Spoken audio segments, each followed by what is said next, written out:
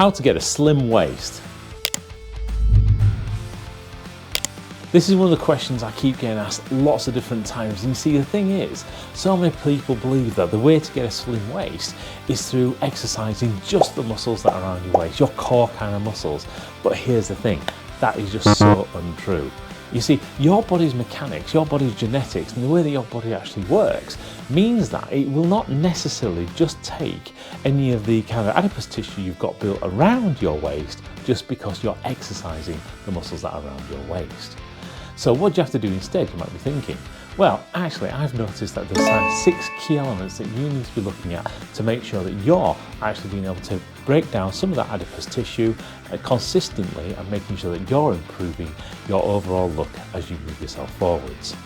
So let's look at step number 1. So step number 1 is mindset. You need to make sure your mindset is in a place where actually it's going to be supporting you. Because what tends to happen with so many people is they go straight into the idea of, oh, this is the goal we've got to achieve, this is where we've got to go, this is how we're going to actually make it happen. And they miss the crucial part, which is get themselves prepared to make sure they can actually make that change and make that change consistently. And here's the thing, have you noticed in time that, for example, when you do New Year's resolutions, those New Year's resolutions don't stick? And that's because you haven't actually found out what it is that you value most in life. What is the key thing that actually means that you're going to continue to persist on those days when it actually becomes quite difficult?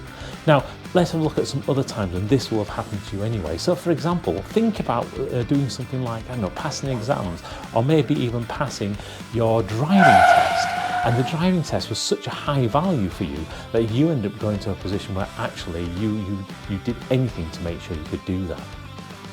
And now if you try to apply that same kind of logic to the way that you're going to be doing your workouts, it means that you're going to set yourself up with consistency to make sure that you're going to be moving forwards all the time. Leads us nicely onto step number 2, where we start talking about meals. Now you may have heard the term that abs are created in the kitchen, and this is so true for so much, because the reality is, to be able to lose body weight, you need to put yourself into what's known as a calorific deficit. So that means that the amount of energy that you're taking in is less than the amount of energy that you're putting out. That means that your body will then start to use the stored energy, its body fat, as being able to be a way that it can then fuel itself going forwards. Now, the thing that I found working with so many people is they are so easy to be able to work out how they're going to put more exercise in life, but actually thinking about how they're going to improve their meals, really find it quite difficult, because there's so much emotion wrapped up in how people see meals and eating. It becomes family time, it becomes rewards, it becomes celebrations. There's so many things that are kind of tied up into how our culture sees food, that sometimes being able to then detangle it to make it something that you can actually work with becomes quite a challenge. But here's the thing, once you've done that, you've got this great ability to be able to then make sure that you're fueling your body in exactly the right way. You're giving it the right quantity, the right quality, the right timings, and the right type of food that it needs to be able to fuel itself and keep yourself in a calorie deficit without feeling like you're completely starving yourself and not being able to enjoy doing things that you really do anyway. That brings us nicely on to skill number 3, where we start talking about movement, the other half of the seesaw. So if we're talking about meals as being the amount of energy you're bringing in, then movement becomes the amount of energy that's expiring. But here's the thing, exercise-related movement isn't everything to do with how you move. Because would you agree that actually a lot of the time you spend just fidgeting, just living, etc. And the reality is, most of the calories that you take in is actually just fueling your body just to survive. So the question then becomes, how can you make it so that your body uses even more calories just to survive without the necessary need to always put lots of exercise in? And that's where it really comes down to ensuring that you're actually improving and increasing your metabolism through things such as increasing the amount of protein that you might be having, by increasing the amount of muscle mass that you've got, because muscle mass is more metabolically active than fat, in the ways of being able to make sure that you're not just having great big meals that go straight into storage, but actually have lots of little meals that kind of be a way that your body can optimally sort of utilise that at the point that it needs it, and then start to go into your storage to make sure you can continue to survive. Now we're going to move on to skill number 4, and skill number 4 is moderation.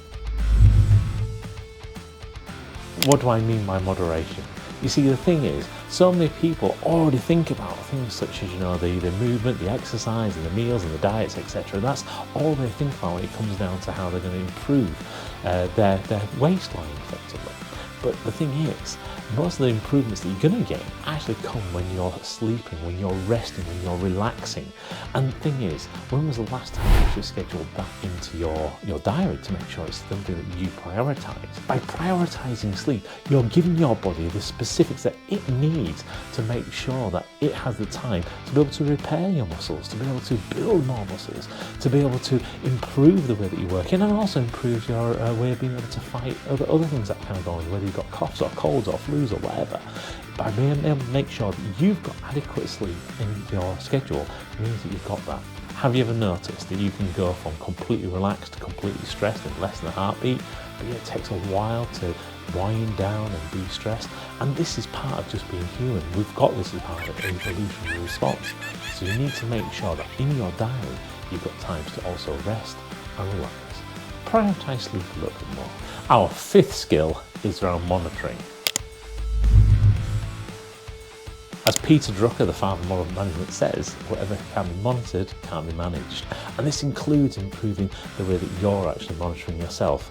Now, again, most people I tend to have conversations with instantly think, the way to monitor how you deal with weight loss, or how you deal with improving your health, or how you deal with improving your muscles is instantly to go back to the weights on the scales. But see, the thing is, the weights on the scales are such a bad thing. They can change dramatically so much over time, based just on simple things such as, what time of day it is that you're taking a measurement, whether you've done it fasted or unfasted, whether you've had lots of water, whether you've been drinking, whether you've been out on holiday, whether you've flown, even to the point of the different places on the earth actually have a slightly different pull of gravity, meaning that your weight will change even by just moving around the place that you're actually taking those values. So while we don't say weight is completely irrelevant, we just look at weight as being just one of the key metrics that you're looking at, along with other things that you need to be thinking about your lifestyle. For example, how much are you actually thinking about how stressed you are in your life? Where is that stress? How can you actually deal with that? So as we talked about in the last skill around moderation, perhaps that's one of the things that you need to be looking at and keeping a track of where the stress is and how you can improve de-stressing your life. And that's where monitoring the right things, this being just two elements of that, really come down to making sure that you can make those improvements consistently and going forwards. Our last and final skill to look at specifically around how we're going to lose weight around our waist and how to improve the tone of our waist is our method. What do I mean by method? When I'm talking about method, I'm talking about coming up with a way that works for you. Because we're all creatures of habit, right? When we create great habits, we actually get great results. And when we create bad habits, we don't get such great results. So how do we change some of those potentially bad habits that you have into some great habits that support you? And that's where having a method that works for you comes in specifically. This isn't about just downloading a generic thing off the internet or going for something that says, this is an app and it's supposed to work. This is actually finding the things that are specific to you, to your body type, to the way that your body operates, to your lifestyle, and more importantly as well, to your goals. What is it that you are aspiring to do? How is it that you need things that can really kickstart and push forward the direction that you want to take your life in? So by building a method around what actually works for you means that you're going to be able to do that consistency, and that consistency along with perseverance of actually making it happen will give you the results that you're looking for. Okay, so I get it. You're still looking for some information about how you lose a specific amount of weight from a specific body part. And in fact, I've had questions such as, how do you lose weight from your thighs? Here's the thing. It's exactly the same as in how do we lose weight around our waist? How do we lose weight from any part of your body? This is going to be specific to your body and how it actually deals with taking that tissue at the point it needs to fuel. So you can't direct specifically where it's going to remove the body weight from the body fat from you. However, what you can do is you can improve the muscle tone that you've got underneath there to make sure that you're actually in a position where your muscles have increased and improved, so that as the body fat's removed, you actually are left with great looking muscles underneath as well, improving your tone completely. There are a couple of exercises we can look at to specifically help you when it comes down to toning up your thighs and your legs in general. The first exercise we're going to talk about is lunges. Love them or hate them, Lunges are absolutely fantastic way of being able to help improve the muscle in your body, specifically around your legs, around your quads, around your hamstrings, around your glutes. And there's so many different variations that there's going to be one that you can find will work for you, as you don't necessarily need to have any specific equipment around you to make these work. You could do these anywhere, meaning that you're completely free to be able to do exercise at the point when you've got that moment available to you. Or maybe it's just a case that you need something to help de-stress a little bit and you want to get some lunges in, have a physiological effect to help remove some of those stress hormones from yourself. The next exercise we're going to talk about specifically to help with, again, toning up those legs, and again, one that we can do anywhere, wherever you are at any point in time, are squats. Now, squats are fantastic. There's such a great variety of squats, whether you're looking, again, body weight squats, dumbbell squats, kettlebell squats. You can do goblet squats, you can do waistline sumo squats. There's so many different squat variations that you can take in. So again, you've got lots of opportunity here of being able to just utilize something that works for you.